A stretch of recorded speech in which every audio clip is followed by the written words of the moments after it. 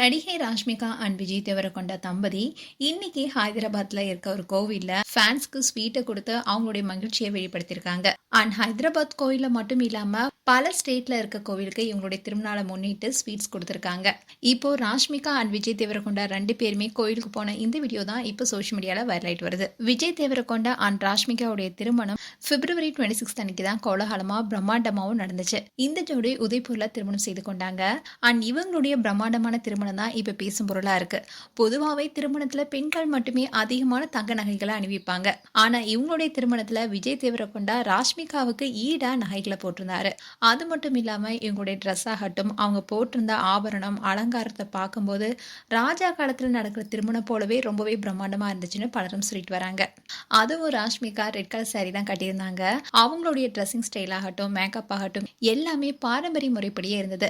அதுவும் ராஷ்மிகா அவங்களுடைய திருமணத்துல பார்க்கும்போது 90sல வர மணப்பெண் மாதிரியே இருக்காங்கன்னு சொல்லிட்டு வந்தாங்க. இன்னும் தான் ஹைதராபாத் கோயில அவங்க ஸ்வீட் கொடுத்திருக்காங்க. இந்த வீடியோ இப்போ சோஷியல் மீடியால வைரல் ஆயிட்டு வருது. மேலும் இது போன்ற வீடியோஸை பார்க்க நியூஸ் தமிழ் கிட்ஸ் சப்ஸ்கிரைப் பண்ணுங்க. மறக்காம நோட்டிபிகேஷன் பட்டனை கிளிக் பண்ணுங்க.